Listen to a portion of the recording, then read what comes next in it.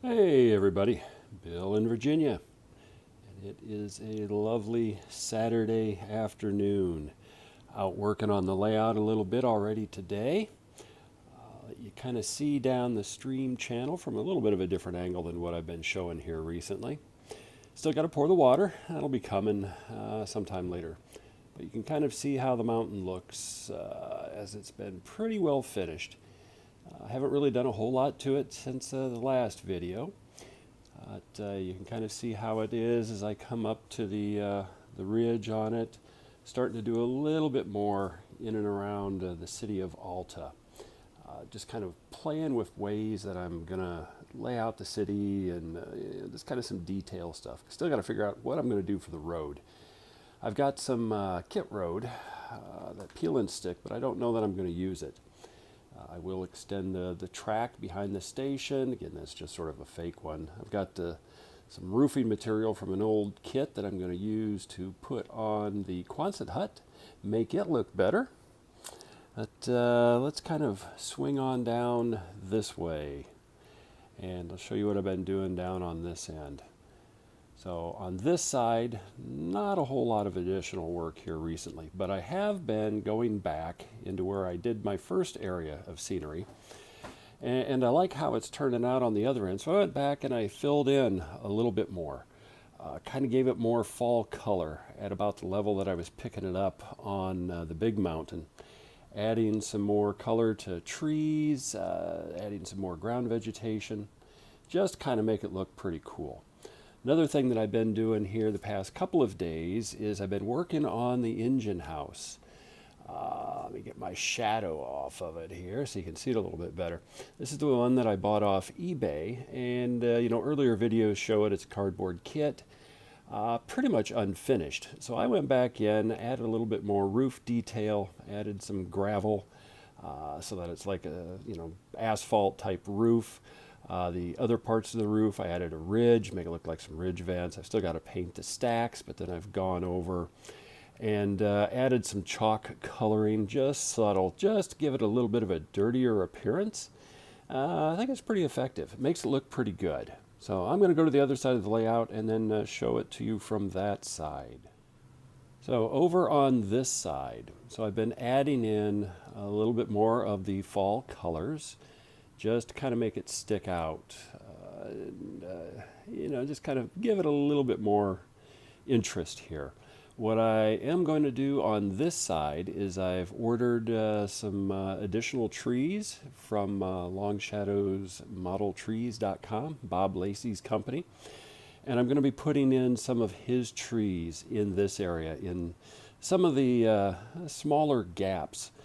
I like how they look at the other end. That lighter bluish green will kind of offset the darker greens and other foliage that I have.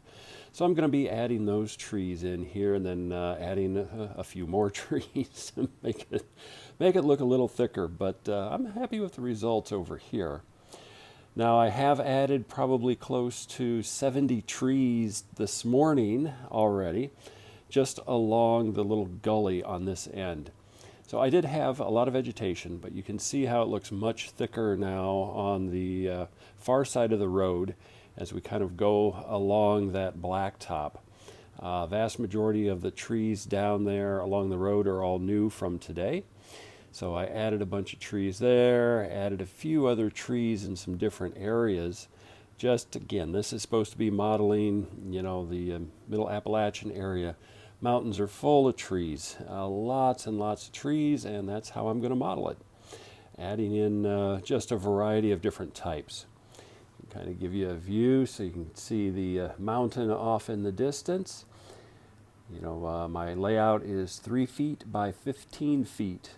So in N scale, you can pack a lot of model railroad in a 3 by 15 foot area. I'll try to give you a good view overall here. See the engine house, I've got to do some work on that one. The other engine house down there.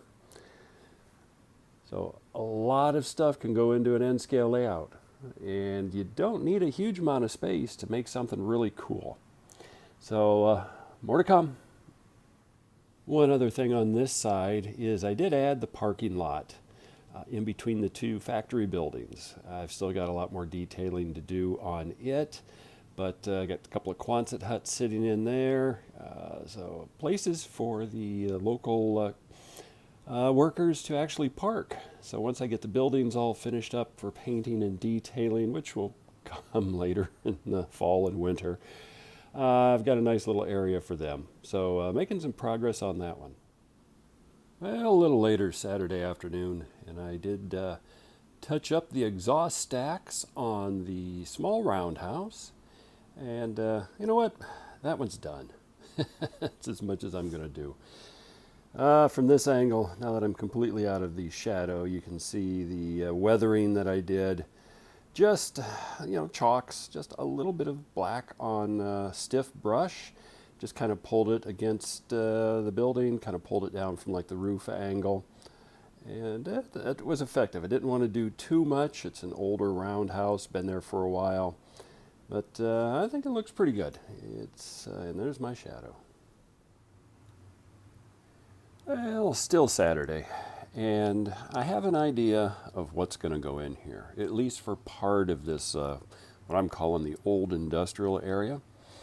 I was on eBay earlier today, and I seen a lot of 6 N-scale stake trucks for livestock, and price was good, so I bought them. I've got a handful of N-scale cows and some other things from other purchases I've made over a long period of time. So what I'm going to do is right here, I'm going to put a small, like rural type stockyard. I just got done surfing eBay and found, I think it was an N-scale Architect's kit. That's about 5 inches by 10 inches. Perfect for this size. This will fit in well with what I'm going to do in this area because I'd already intended on having a roadway coming in through here, something coming over the tracks, so for like a parking area. I can have the feed lot essentially here. I still have a little bit of access for parking area. Still gives me the ability to run tracks. I could still curve this around, have a track go this way. Got some kits yet to build, and we'll see how they kind of fit into this space overall. But you know what? I thought that was going to be an interesting idea. So I'm going to be working on that once I get that kit in, probably 2 or 3 weeks, and I might have something put together. So that ought to be kind of fun to build. Definitely have some action here, a nice track where I can pick up a few more stock cars. I do have some stock cars on my trains. So add a little interest. One of the great things about our hobby is that if you don't like an area, or as your skills develop and you try different techniques, you can make things better. I think I've made things a little better. So I continued to work on this area. It's now a Sunday afternoon. And I went back in and I did some of the ground cover techniques that I had been doing over on the mountain. As far as for like ground cover in and around these areas, building them up with different layers using the really coarse material, chunks of ground foam at the bottom, like the coarse foam sprinkled on top in different areas. On top of that, then like burnt grass, some of the JTT fall color items, and it fills it in. It makes it look a lot better. So I came back in on this area because I had a lot of areas look kind of like this. It looked okay, but it wasn't great, at least to my eye. So I came in and I added additional ground cover through here, up along this little ridge. I did some over on that area, did a little bit down here, kind of overhanging the bluff, did more over here, more up there. And, I glued it on a combination of ways. If I already had a good thick base of ground cover and I was just going to add to it, I used full-strength Elmer's glue all and then just pressed the foam in. If I was doing it in some areas where it was kind of dicey that it was going to stick well with the glue, I used contact cement, and it didn't make any difference. if I got some of the old scenery on the brushes get stiff and you throw them away anyhow. So, I put the stuff on, then sprayed it with isopropyl alcohol, just a few spritzes, and then put 50/50 dilute white glue on all the new stuff, and then sprinkled the coarser foam down to the fine ground cover on top. Once it sets, it'll still be a little flexible, but it's going to be pretty solid. It's not going to go anywhere. So it looks a lot better to my eye. It's fuller. Plus, yesterday I came in and I added a lot more trees over on this side as well. Also added a little bit of the ground foam to this hill using contact cement. Again, a little bit of that fall color, that can simulate either plants changing color or even flowers. It depends upon how you want to do it. So this area is looking pretty good. I'm pretty happy with how everything turned out. You can see how the engine house looks from this angle as well. The work that I've done on the roof makes it stand out pretty good, and then just subtle weathering on the structure makes it look like it's been there for a while. So anyway, that is about going to do it for this segment. I'll still do a little bit more work and run some trains. In addition to the other side, I also did additional ground foam additions on this side. I was never really totally happy with how it transitioned up at the top of the rock face into the upper, so I came back in, added more ground foam.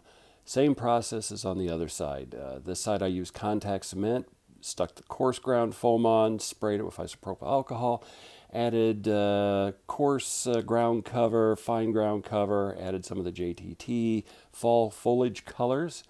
And this looks pretty good now. I get down at the track level and, I've got a fall mix up on the top of the hill. And, if I was a miniature passenger riding the railroad, I would kind of like that, I think. All right, time to run some trains.